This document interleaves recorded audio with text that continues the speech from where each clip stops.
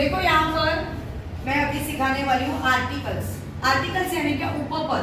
देखो कोई भी हम किसी का भी नाम लेते हैं ना, तो उसके आगे एक उपपद यानी आर्टिकल लगाना जरूरी होता है। जैसे मैंने कहा दिस इज अ बॉय, तो मैंने बॉय के आगे क्या लगाया? अ लगाया, तो अ यह क्या है? आर्टिकल है।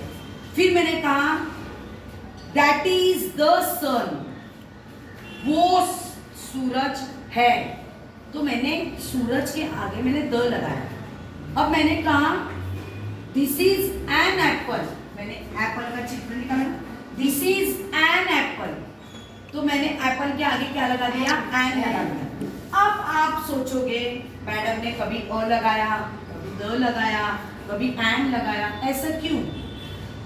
हर एक चीज को नाउन के आगे जो आर्टिकल लगाया गया, कभी ए लगाया, कभी एन लगाया, कभी द लगाया, ऐसा क्यों? तो बच्चों उसके रूल्स है, रूल्स समझ के।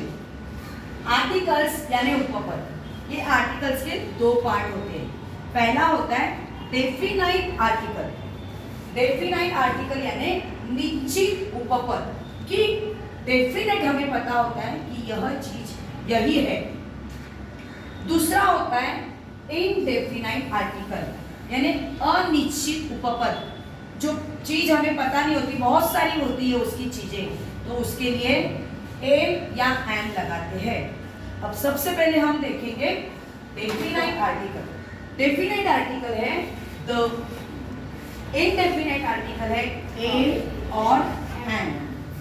अब देखो मून कहा मैंने, मून यानी क्या? चांद, तो ये एक ही है, इसके आगे क्या लगेगा? द। मैंने कहा सन, तो ये भी एक ही है, इसके आगे लगेगा। सिर्फ एक ही नहीं, खास भी है, ठीक है। मैंने कहा स्टार, तो इसके सामने भी क्या लगेगा? द।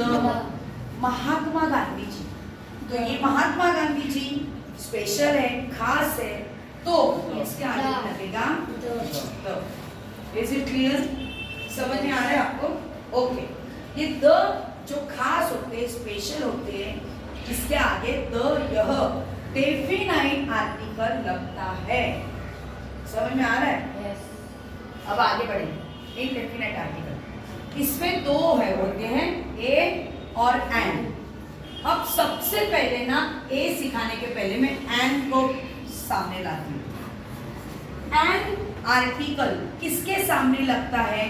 तो जिनकी spelling A E I O you से चालू होती है, उसके सामने लगता है एन यह आर्टिकल। क्या लगता है? एन यह आर्टिकल। और बाकी सबके सामने जैसे द लगा, कोई खास है, स्पेशल है, उसके लिए द लगा। ए ई आई ओ यू से जिसकी स्पेलिंग शुरू हुई है, उसके आगे लगा एन।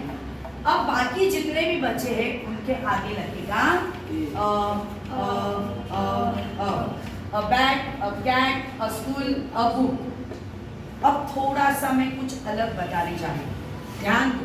कभी कभी आपने स्टोरी पढ़ी है, कभी तो पढ़ा है the elephant, the man, the dog. ये बात कैसी हुई? टीचर ने तो कहा द उसके सामने ही लगना चाहिए, जो खास होते हैं, जो स्पेशल होते हैं, जो डेफिनेट होते हैं, उसके सामने ही द लगना चाहिए। तो टीचर ने द कैट क्यों लिखा? द मैन क्यों लिखा? देखो बच्चों, जब भी कोई स्टोरी होती है ना, तो किसी खास आदमी के लिए अगर वो स्टोरी होगी, तो उस स्टोरी में वो स्पेशल आदमी के बारे में बोला जाता है, इसीलिए लिखेंगे द मैन। किसी खास बिल्ली के बारे में ही कहा जाना है उस पूरी स्टोरी में, तब वहां लिखा जाएगा, उसका जो टाइटल है वो लिखा जाएगा द कैट। तो ये समझ में आया? ये द कब लगता है? अब आगे बढ़ते हैं। अब यहाँ आ जाएंगे। मैंने ये तो रूल आपको बताया कि ए ई आई ओ यू के आगे क्या लगता है? एन लगता है। पर कुछ अपवाद है, वो अपवाद बताती हूँ मैं इसके लिए। हाँ,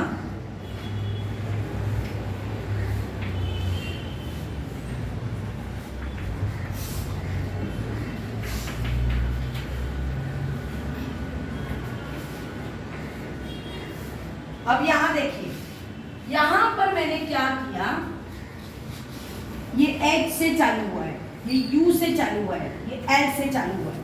अब नॉर्मली हम क्या करेंगे, अब तक सीखे उससे हम क्या करेंगे, H से चालू हो गया, AEIOU में नहीं आता है तो लगा दो A। U से चालू हुआ, AEIOU में आता है तो लगा दो N। L से चालू हुआ तो लगा दो A। ये नॉर्मली आप लिखोगे, पर ये तीनों भी क्या है, गलत है। क्यों गलत है मैं बता दूं आपको। अब देखना, 12 खड़ी आती है आपको, आ ई उ ए ऐ ओ औ 12 खड़ी आती है। अब अंग्रेजी में जैसे 5 वॉवेल्स होते हैं, A E I O U, उसी तरह से बच्चों हिंदी में, मराठी में और दूसरी लैंग्वेज में 12 वॉवेल्स होते हैं। कितने वॉवेल्स होते हैं? 12 वॉवेल्स होते हैं। तो जिनका सिर्फ स्पेलिंग, इंग्लिश में हम क्या देखते हैं, स्पेलिंग AEIOU, सिर्फ स्पेलिंग देखिए, उसके आगे एन लगा दिए।